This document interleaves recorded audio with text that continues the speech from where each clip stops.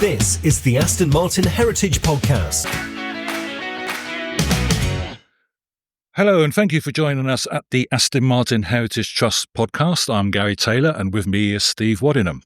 Today we're at Newport Pagnell, and to be precise, we're at Aston Martin Works, and our guest is none other than the president of Aston Martin Works, Paul Spires. Hello, Paul. Thanks for joining us. Thanks for finding the time. Thank you for the opportunity. It's very good to have you here. Right, so let's dive in straight away. The only experience I've ever had with a president is to cause world chaos. So, what does being a president of Aston Martin Works involve? What's a week involved? God, it's so varied here. I mean, I don't particularly like the term president. We used to call managing directors and things like that in the old days, but I look after the entire site here, and obviously it's pretty diverse. We've got over 100 people here, and it's a bit like running a small version of Aston Martin within Aston Martin. We do everything in-house, from MOTs to trimming cars to making chassis to selling parts. So no 2 days are ever the same, and you have to really kind of think on your feet in this business. And I guess every week's different. Every week is completely different. I've had weeks where I've been with our colleagues over in Japan. I've had weeks where I've been here, where I've spent, when we're doing continuation cars, I literally lived here almost 24/7 because we're running triple shifts here. So it's so broad, and we get called in to do all kinds of weird and wacky things all over the world. Right. So we'll come into this in detail later. When did you come here? I think you became here in 2012 as the operations manager? As senior sales manager. So right. I was very graciously asked to come here to basically set up the sales function for Aston Martin Works. I mean, bizarrely, in 70 years that Aston Martin have been on this site, never ever sold cars to general public.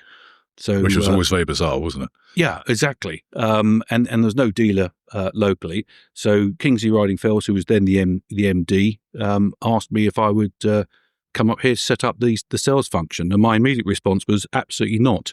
I didn't want to come here to do that. And he persuaded me, because he's a very persuasive man, to come up here and do it for 2 years. And I've been here now for 13. So something must have gone right. Okay. But in all seriousness, it's a fantastic opportunity. I saw it as an amazing opportunity to set up the only sales function that Aston Martin Lagonda have anywhere in the world. And I thought it'd be a really fun thing to do, and it was an amazing fun thing to do for 2.5 years before Kingsley actually decided to retire. So it's obvious. There's a passion for Aston Martin, passion for cars, passion for engineering, and I see motorsport as well. Mm. So let's go back to a young Paul Spires, a very young Paul Spires. Yeah. Perhaps, what did this interest generate from your family? Were your parents involved in that sort of thing? Yeah, I mean, my father's always had nice cars, fast cars, mainly American cars. So I was kind of grew up with cars, and fortunately, my godfather, who's called Paul Spires, who's also a member. I've been involved with Aston Martin for many, many years. He kind of took me to a couple of concours. I had a DB5 at the time, and I kind of enjoyed the Aston Martin side, and I had American cars. And then Paul was having a DB4 lightweight built by RS Williams, by Richard up in Brixton, and he took me up there, and we literally picked up his car. And I walked into Richard's place, and it was in the Arches at Brixton, and I looked around these cars, and I thought, this was really quite something How old special. Oh, probably 16, okay. 17 at the time. Meeting Richard for the first time, who was, an amazing character and had quite a big influence on me going forward and into Aston Martin, and was a great supporter, I have to say. Yeah, Richard was a great supporter. We found that, Steve, haven't we? We did a podcast a while back with RS Williams. We found out that Richard Williams was quite an influencer, wasn't he? Yeah. There's been a few when we've, Paul and I know the same people. When you think back, there's been various figures over the years that have done their bit for the mark, if you like. And some of them worked closely with us at the factory, and some of them didn't, but are still part of the overall mark history, I guess, in a funny kind of way. 17-year-old, he had a bit of an impact on you. Yeah, absolutely. And I thought that'd be really, really super to have an Aston. I think at the time, I had an MGB, which I managed to kill quite quickly. So I thought I really need a better quality car. So I thought, well, it should be an Aston. And I found a DB6 that had been sat in somebody's garden. It was covered in green mould, hadn't run for I don't know how many years.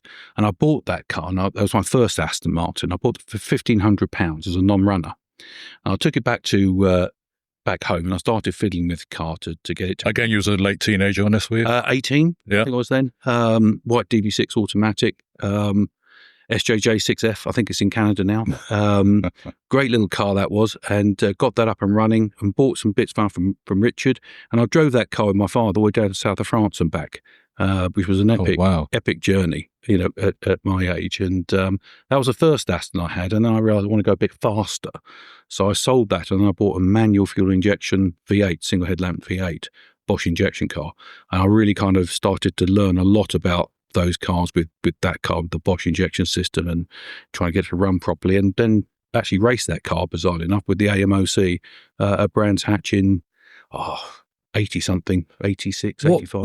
What work were you doing? What schooling at that time? So you got this DB6. What job did you have?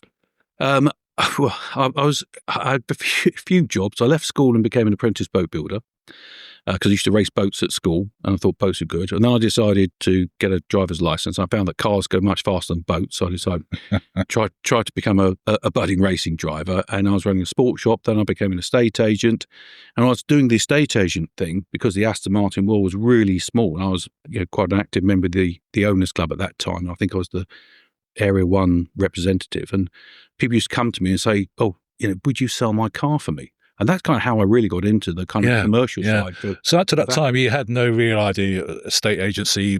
I wanted to be a racing driver. I wanted to be a racing driver. I thought it would be a really good thing to be a racing driver. I had no idea how to become a racing driver. Nobody in my family had ever driven race cars, I don't think competition-wise.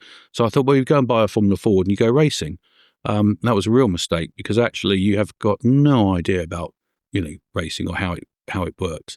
But yeah, the Aston thing kind of came along on the back of a estate agency. And I started to kind of buy and sell mainly on modest commissions. And I thought, well, actually, this actually could work. And as you said, the whole classic car world, whole Aston world started to kind of grow, and obviously prices increased in the late 1980s. And I thought, well, I think I better go all in. So is that when Paul Spires, Aston Martin specialist? God, you've done some research. I know all about you. Yeah, they did. Yeah, so I decided to go all in into the Aston world, and it was great, and it was a fantastic time. And it was during the classic car boom. At that time, absolutely. Yeah, so good timing. Yeah, it was really good timing. Unfortunately, I didn't get out of the business quick enough when it all went wrong, as so many of us did. We were all trying to support the market when the market was collapsing around us. But it was great, and I met and still meet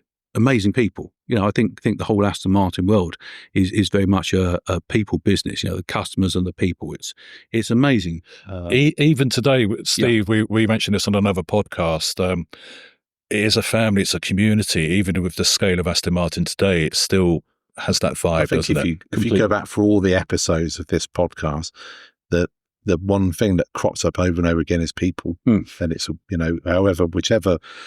whatever story it's about, there's always a people at the side to it. And that's what makes Aston special. Really. Yeah, you're absolutely right. I mean, it's a people business. I've got, customers that bought cars from me, well, even before I was, in the network, when I was independent, that are still kind of, friends and still buy cars. I mean, I've got people that come for miles and miles and miles buy cars from me, which is actually quite humbling. It is. Yes, it's really humbling that people want to come and interact with you. Where did Paul Spires, Aston Martin specialist, operate from? From Thames Ditton.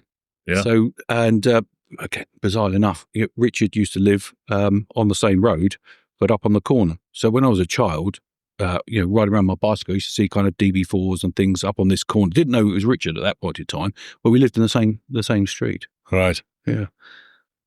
Crazy, really. That's pretty amazing in itself. It's a very, very, very, very small world, That cracked on, and then I believe HWM came around.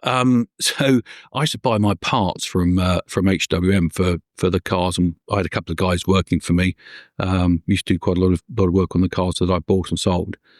And then when it all kind of went a bit wrong, It went wrong for everybody. Yeah.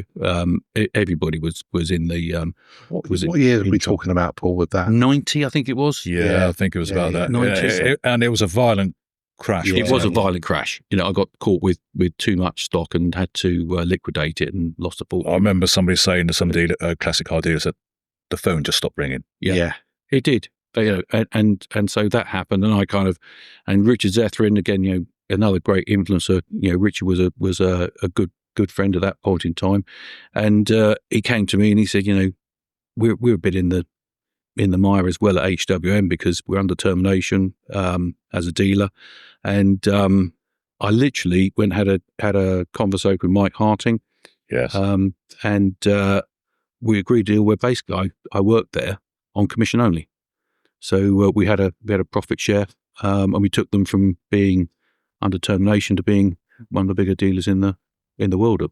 You say under termination. Well, Aston Martin were going to terminate as a dealer. Yeah. They managed to turn it around. Yeah, we did turn it around, but it was hard. I mean, it was very, very hard. I was just thinking, if it's 1990, that's not Virage, isn't it? It was Virage. So it was Virage. So just to add to the joy. Well, yeah, I mean, we had some issues with Virage, and there wasn't an awful lot of resource at AML to support it. So, Richard and I, we had our demonstrator, and I drove it and thought this really wasn't. It didn't bear comparison to an X-Pac Vantage, which is what people were coming out of. But quite a lot of customers that were, not terribly happy. So we did a big enhancement package, and we worked again with some of the factory, but we did simple things like we took the rear silencers off of the car and put straight pipes on it. We changed the diff from being, I think it was a 331 to a 354 for the manual gearbox, because the manual gearbox, we do about 80 miles an hour in first. It was way too tall.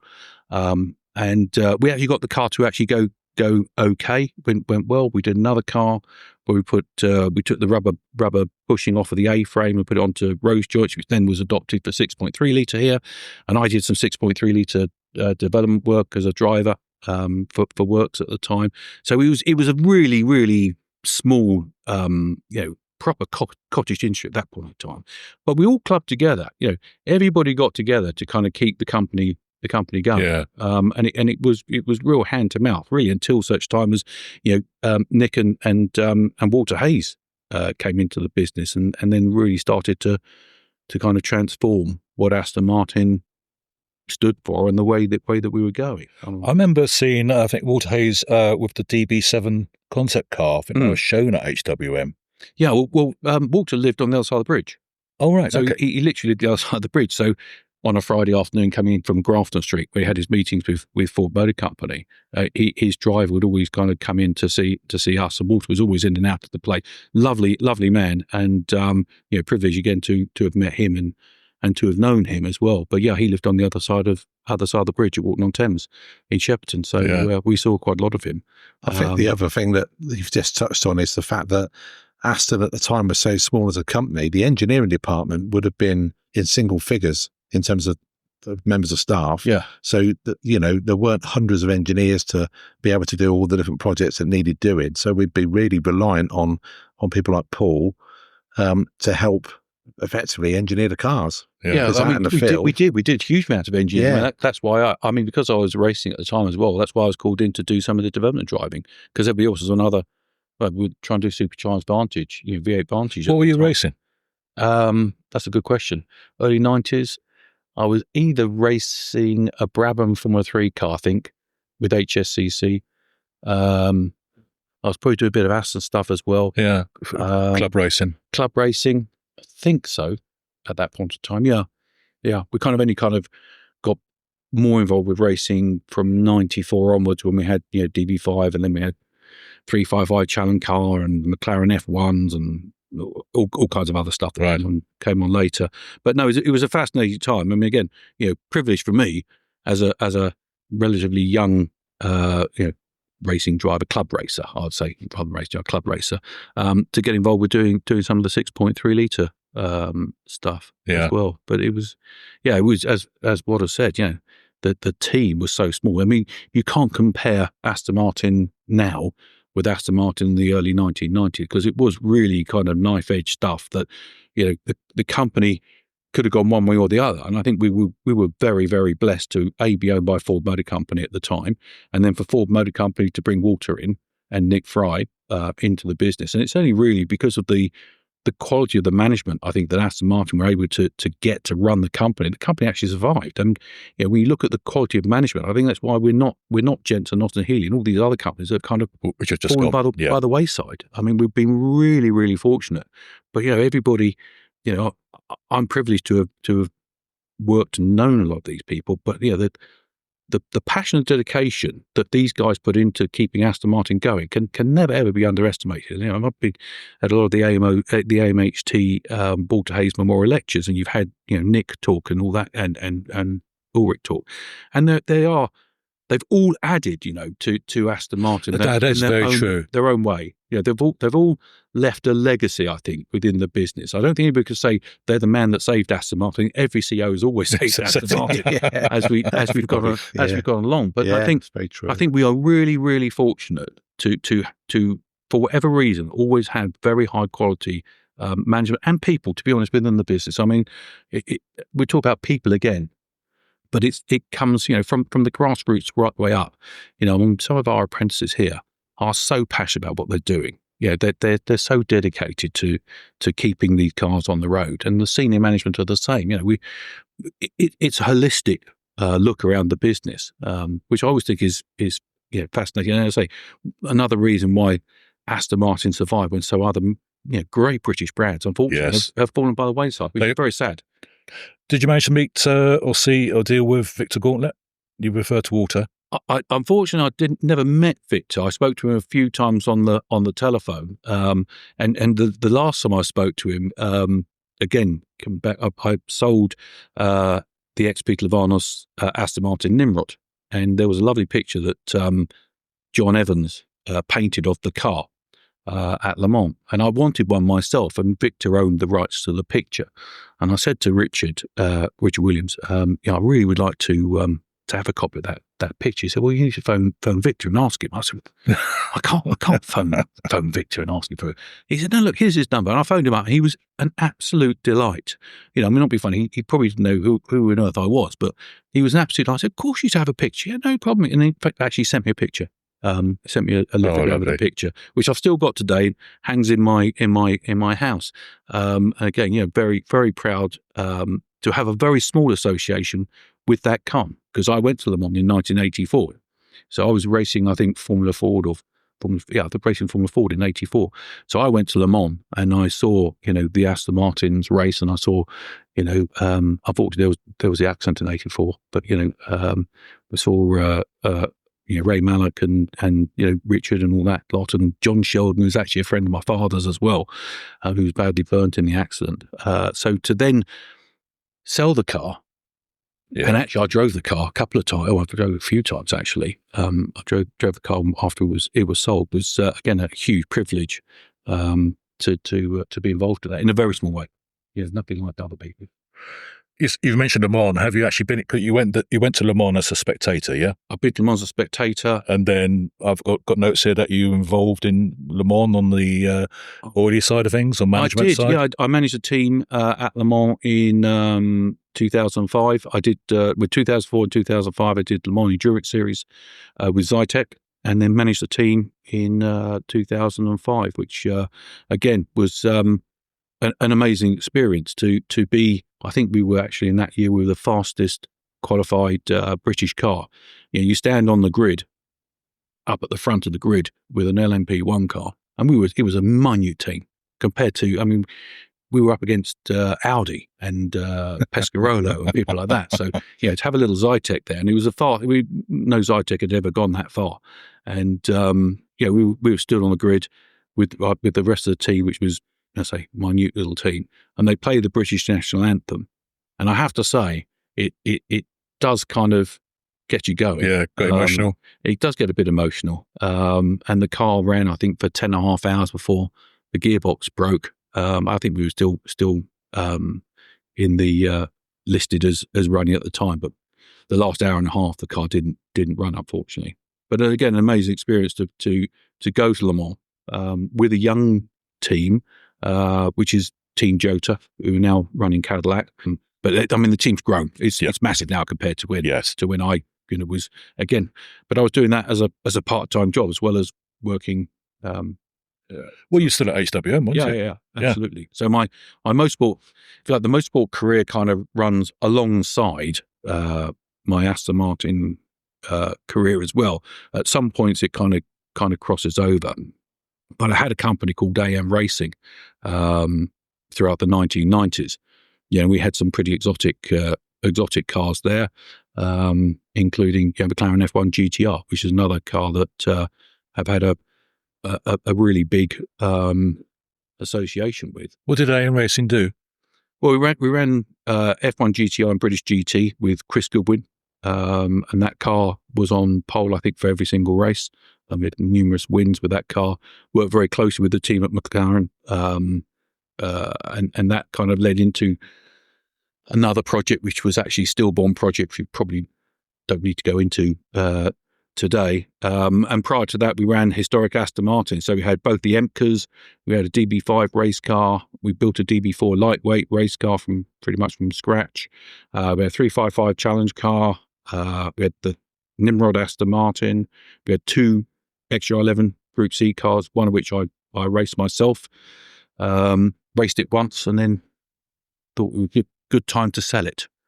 Yeah, I mean, it's interesting listening to you talking about your motorsport career, and particularly the Le Mans thing, because again, I'm thinking of all some of the other characters in Aston history that did, like you did, sort of manage teams at Le Mans, and it doesn't matter whether they were Aston Martin related or not, because it's quite a thing anyway, just to do that, isn't it? Oh, God, well, just to get involved that. at Le Mans, yeah. I mean, I'm thinking like Brian Jocelyn, who famously ran a car in 1959, which I don't think lasted many laps, but and that just happened to be in the same pit area that Aston Martin was located. And as soon as the car dropped out, he grabbed his camera and started taking pictures of all the Aston action. And because of him, we've got those amazing photographs from 1959. Yeah. And John Wyer was another person. Yeah, I mean, John Wyer. I mean, probably the greatest Le Mans manager of all time, and I've read his book a number of times. And he certainly inspired me to be a team manager at Le Mans. Of course, in 2005 was the first year of DBR9, and we were sandwiched between Corvette. So the Zytek Team Jota garage was sandwiched between Corvette and Aston Martin. There was Spiker, but Spiker didn't last for about an hour, I think, and it blew up. So the number of times when I almost got run over by either Brabs or Darren Turner, because I used to stand there, and being the team manager, I used to do it old school. I'd stand in the pit lane, and of course the car's coming at you. I mean, it's so dangerous compared to how they do it now. And it was such a small team. Then I did the full 24-hour on the pit wall. Oh, right. Which isn't actually 24 hours, because actually you do the warm up in the morning.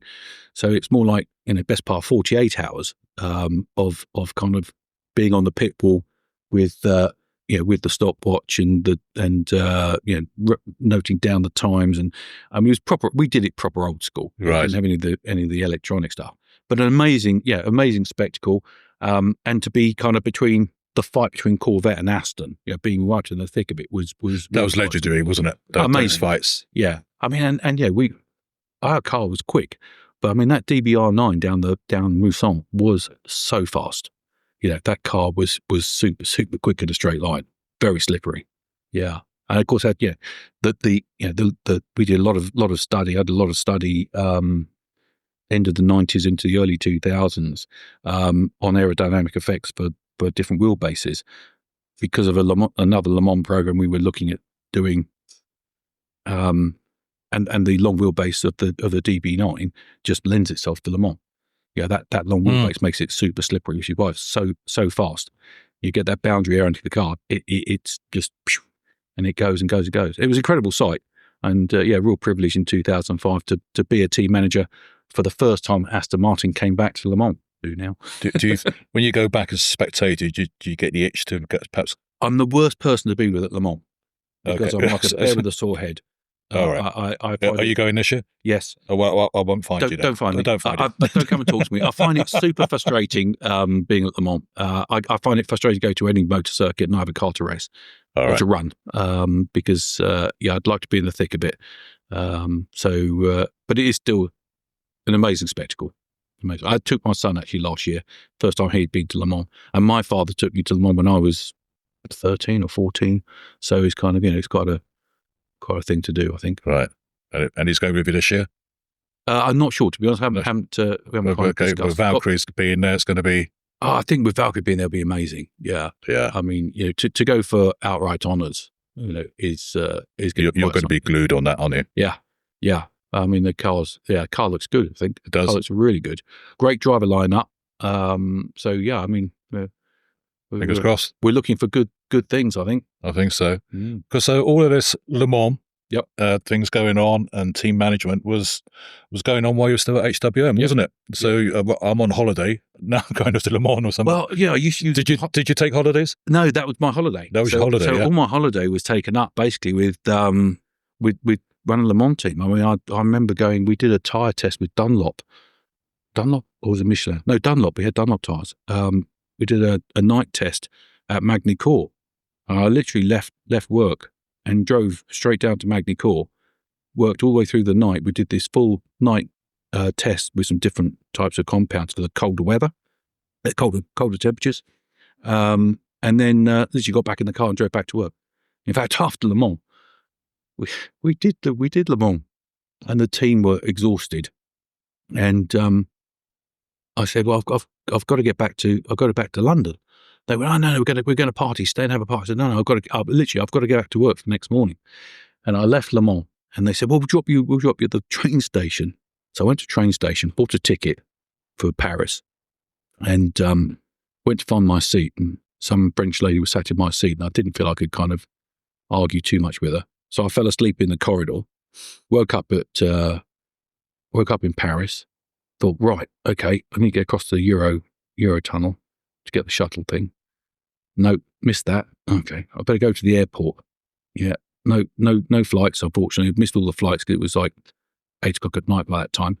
And I thought, I jumped in the taxi. I went to Charles de Gaulle, and I walked into Charles de Gaulle Airport, and there was a British Airways desk there with a couple of ladies, and I said, when's the first flight of the morning? Or you haven't got any flights that are delayed or anything? She said, "Oh, crikey, the whatever 7:15 flight has just been delayed. It's about to leave. Would you like to get on that?" So I said, "Yeah, absolutely." So I literally swiped my credit card. I literally walked onto the plane, still with my stopwatch around my neck, with my Team Jota kit on, sat down, they shut the doors, and away we went. And I think I got home about midnight, and I was back at work at 8:30 the next morning. So it was quite 2005 is a year I'll never forget. Yeah. But it's part of the commitment to the Aston Martin business as well as the motorsport side. Right. And that was probably the last time you was involved on the motorsport side of things, was it? From Le Mans, yeah. Obviously, but you got involved in British GT racing? That was prior. So it was British GT in 99 with the McLaren F1 Longtail GTR. Then when I came here, because we got Silverstone on the doorstep, I kind of thought, I wonder if I can still drive. So I kind of got seconded in to do a bit of GT4 driving. I ended up racing with a great little team, a Danish team, for the Brit Car 24 Hour, which was really interesting because I don't speak any Danish and they didn't speak an awful lot of English. So the communications were a little bit difficult. And again, I don't know how I got myself into this situation, but they kind of wanted a British driver to be part of the team. So I came along, having not raced anything for donkey's years, and I put my overalls on and went out and drove this car. And they wanted to do the start, because apparently the start for British Brit car is always where the accidents happen. So they thought, well, if a Brit was doing it and he knows Silverstone, he'll know where the accident black spots are. So okay, that's great. I'll do that. Jumped into the car. And off we went, and we were running, I can't remember, we were 8 or something. And we're whizzing along, and I thought, this stint is really long. I thought, I've got to come in. I've got the radio. I said, are we pitting soon? No. Keep going. Crikey. Okay. I think my watch must be wrong, because I must have been doing kind of an hour and a half or something. And this car isn't supposed to go that far. So I came in and literally fell out of the car. They gave me a bottle of water. They fueled it again, and off I went to do another kind of hour or something in this car. When I came back, I said, crikey, I said, that first stint, that was, it felt like it was very long. I said, I've never known a GT4 car to go quite as long as that. He said, no. We put a very special big fuel tank in the car. We fueled it to the max. So the car, when it started the race, had, it was 170 litres of fuel. But at the fuel stops, you only put 100 litres in. So this car kept going for ages and ages and ages. And I was absolutely exhausted. So I did that. So that was a bit of fun. And then in the night, the car let go, which was a battery failure, which again was a bit of an interesting time. But I mean, that car ran, apart from a couple of small issues. I mean, it was a very old car, and we ended up winning the class on third overall, behind for GT3, Aston, and I think a BMW. So yeah. Do you feel this motorsport exploits you've had that you became a racing driver? Do you feel you are a racing driver? Or was that still an It's itch? a difficult one, isn't it? Yeah. I mean, I think when I was very privileged when we had the F1 to drive that car alongside Chris Goodwin, who's really first class, and you kind of get to a point where you have to make that transition from being club racing to being quite professional, and it is a mental state, not an ability thing. And I think I got to that point. I'm not there now. I mean, I'm quite happy to kind of whiz around places, but it is a different league when you go into up against some really quite a commitment. Yeah, quite good people. And I've done quite a lot of testing and stuff. I was just thinking that nowadays you've moved on from being on the ground to being a bit further up in the air, haven't you, with your flying? Yeah. So not just motorsport. It's I've got winged adventures. Managed to get a private pilot's license, so I kind of enjoy that. To be honest, motorsport is so expensive these days. I just couldn't afford to do it, so I decided to go and fly planes instead. Or as well as, I should say, as well. I do still do a lot of testing on different things. And another kind of quite amusing thing I was thinking about the other day was, I'm the last factory DB4 GT Zagato race driver. So Okay. the DB4 GT Zagato continuation car has only ever raced once, and I raced it by a fluke. I just happened. We took the car down to Paul Ricard, and unfortunately, the driver that was supposed to drive it couldn't make it. And like a good racing driver, I've always got my kit with me just in case. You carry it everywhere. And then so they said, well, we haven't got a driver. So okay. So I made a phone call back to head office and spoke to Andy Palmer. I said, we've got the car down here. We're going to do this Patrick Peters race with the car. I've got a license. Do you want me to drive it? He said, yeah, go drive it. He said, but just don't crash it, because obviously it's a £5 million, £6 million motor car. So I thought, well, there's no pressure then. Bear in mind, I haven't raced since I raced a GT4 car. So we're talking about 5-6 years further on. And we drove that car and it did okay in the first race, but proved the point. And we were in amongst things like all the 250 Ferraris, and I thought to myself, you had to pinch yourself, because I had never raced at Ricard. So you raced internationally in a DB4 GT Zagato for the factory, in amongst all the Ferraris, and you think, my God, this is it doesn't get really better than that as a main office. No. So it's and I have that fantastic halo of saying, well, I am the last factory DB4 GT Zagato driver, which is a fact. I wouldn't compare myself to Phil Hill and you Sterling. You take it, you grab it. But I'm gonna. It's got to be our podcast title. But it's quite a privilege to do that, and obviously there's the continuation programs are quite close to my heart. So to be the last person to do that was a was a real halo, a real feather in my cap, and really demonstrated to everybody that we built a really good, solid car there. Want to come on to the continuations in a moment. So let's just wrap up your time at HWM, because all this was going on, and you became the director and dealer principal at HWM. What was it like working with Mike Hartin? You left there in December 2011, didn't you? Something like that. So Mike had kind of hand over control of business to Andrew, his son. Yeah. Mike was lovely old school gentleman. Yes. Obviously worked closely with George Abacassis and was really, really nice gentleman. We got on really, really well.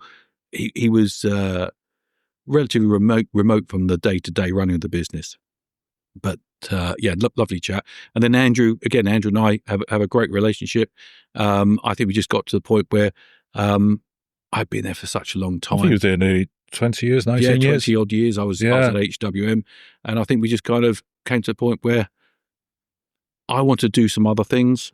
I want to go back on my own, to be honest. So I was leaving HWM, and that's when the opportunity here kind of came. I didn't leave HWM to come here. I left HWM to go back on my own and be independent. So go be self-employed, independent trader. Yeah. So how did this come up? There was no advert in the Times or anything, was there? No, I mean, literally, when I left, the old Jungle Drum started up, and then Kingsley phoned me and said, "Would you like to come to Aston Martin?" And I said no.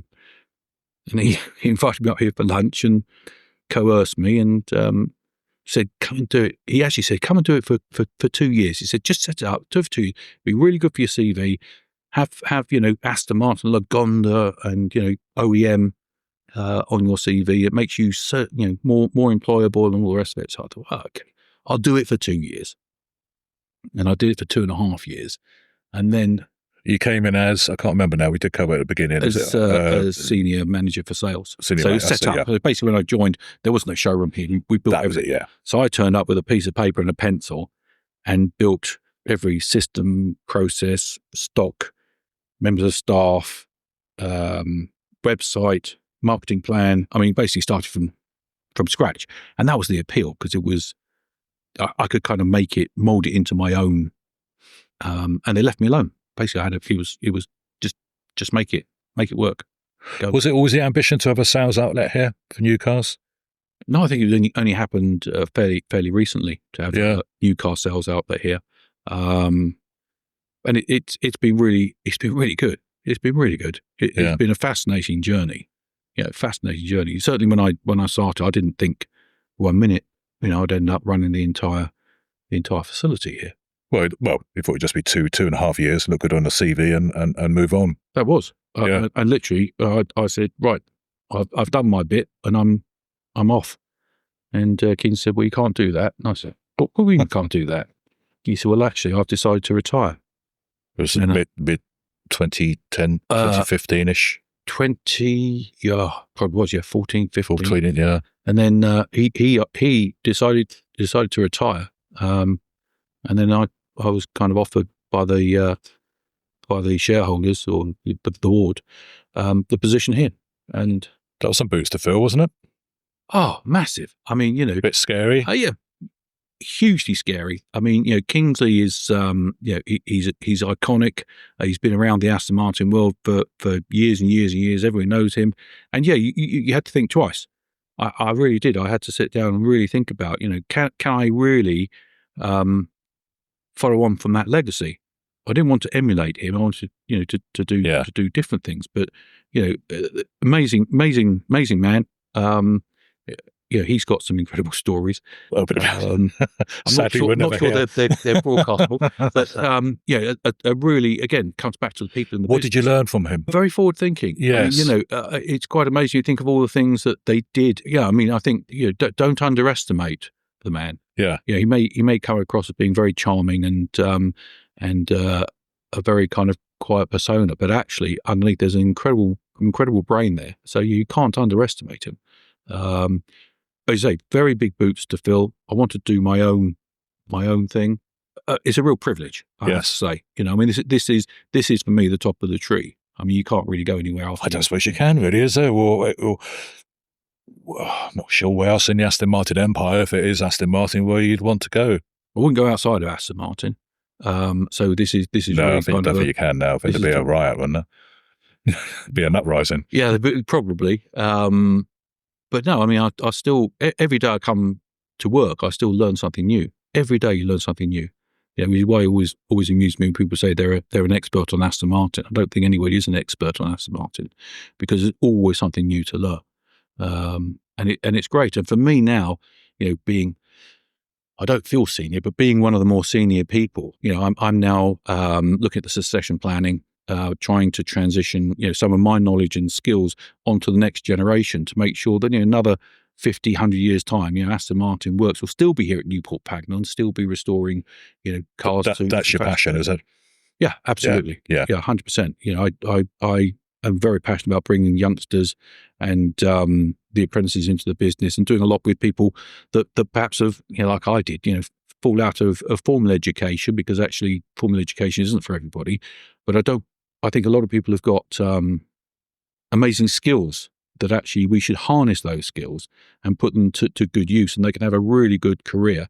You don't have to have, a degree in business studies, et cetera, to be successful in life and run a successful business. And for me, that's kind of my passion, is for people that, like myself, that had a formal education, is for them to not just, there's nothing wrong with stacking shelves in Sainsbury's, but a lot of these people have got fantastic skills that we should harness and enhance for the benefit of. It's a matter of identifying them, isn't it? It is identifying them, yeah, and it's also it's the education of demonstrating to people that just because you don't have 6 O-levels and a degree doesn't mean that you're not clever. Yeah, you can't go and actually make something that is actually legacy. I love working with the youngsters in the business, and I think it's really good for us as the seniors to kind of enhance their work ethic, show them that there's longevity with the business. We've got some really, really good. I mean, we're very fortunate in this country to have some very skilled, very dedicated and passionate people, I think. Apprenticeships seem to be rising to the top of the milk cream, if you like, as opposed to the university route, which was championed for many years. Are you finding it a challenge? Are you identifying any difficulties of attracting the right apprenticeships these days? I think we're fortunate. I think, Aston Martin as a brand is very visible now, through our Formula One and everything, all the other activities we do. I think we do get some really good, high caliber apprentices now wanting to join the business. Yeah. It wasn't like that a few years back, but we don't struggle now to find good quality people. I think you hit the nail on the head. That in probably 10 years ago, if you didn't have a university degree, you stack shelves. Yeah. Now, with the apprentice scheme, a lot of people now are finding that actually, do I really want to laden myself with the debt of being at university? Loans, yeah. And I'm one of, God knows how many people going to university with a degree looking for a position in a business, as opposed to having a hands-on apprenticeship, which I think stands people in really good stead. A lot of people don't really get the commerciality behind everything. We're a super commercial department here. Everybody within the business is very aware of the budgets that we have to achieve.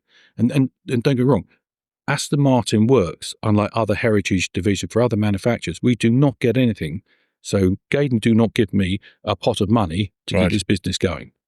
If I can't, and the team can't keep this company going commercially, it will no longer exist. So there's no favours? There's no favours. No. So that's why we work so hard to be out and about at Bicester Heritage. We obviously at the AMAC Concord, we at the AMHT Walter Hayes lecture.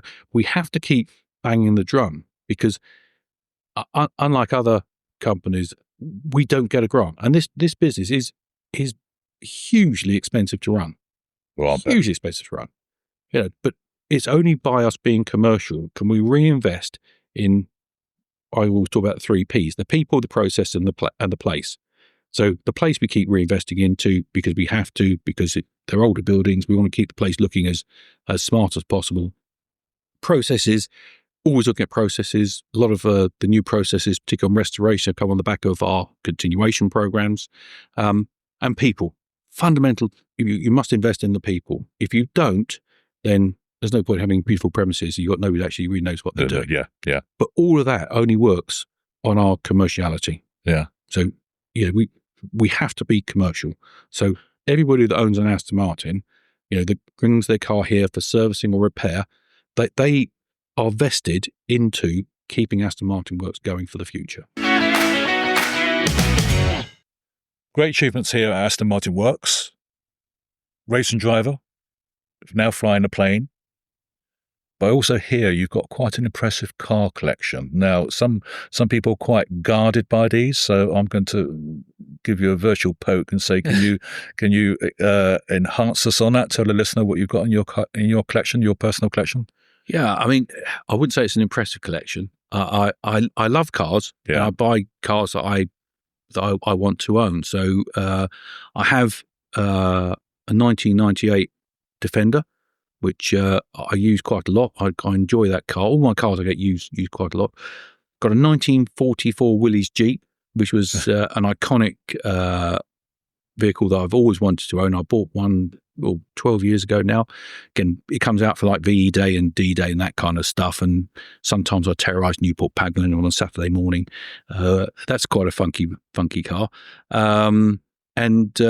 Yeah, I mean, yesterday or the day before, I was driving my DB9 Volante. So, I'm very fortunate to, I think I've almost always had an Aston I've owned. Yes. Not never had a company car. I've never had a company Aston, but I've always bought my own Aston. I'm, and again, very proud.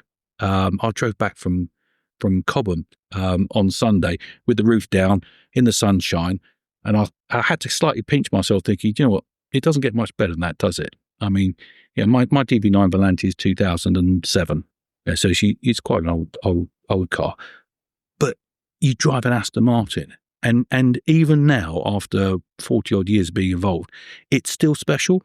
Yeah. I came off of Newport at Milton Keynes Junction, and I was using the paddle shift, had it in sport mode. And it sounds great. And it goes actually pretty well, actually. And I thought to myself, you know what? I still get a thrill.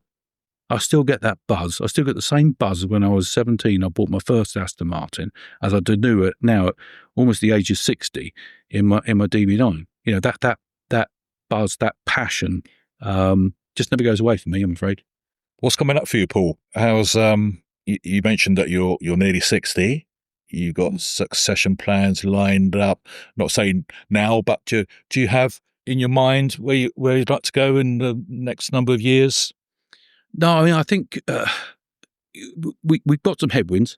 There's no doubt the economy have got some headwinds. We've got some issues with what's going with tariffs around the world, which doesn't massively affect us in this business. But you have to have that agility. You say to me, what does the next kind of 3-4 years look like?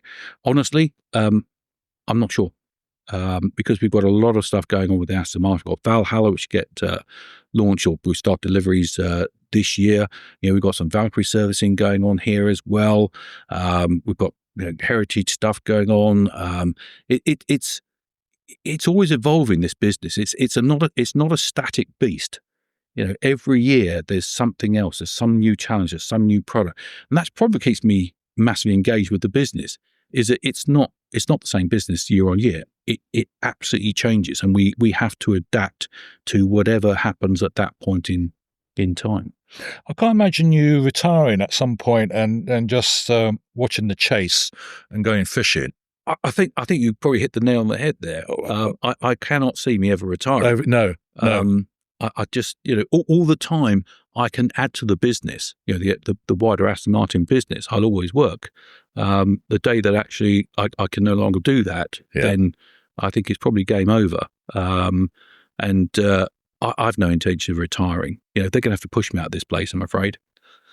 They might be able to get you a discounted Aston Martin golf club set here or something. I don't play golf. You don't play golf.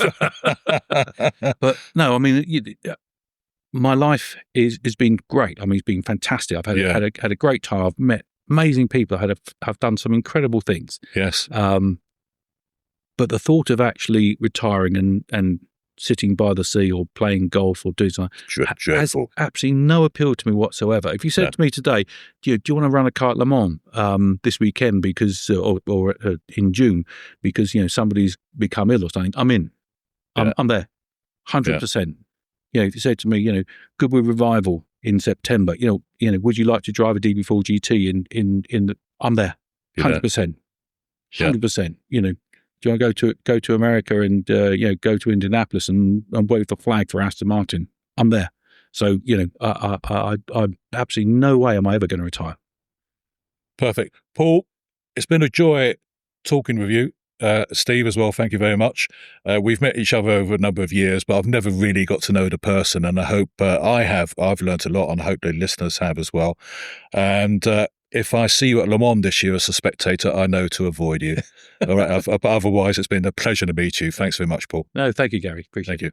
You're listening to the Aston Martin Heritage Podcast. Discover more about the story of Aston Martin, the cars, the people, the history with the Aston Martin Heritage Trust.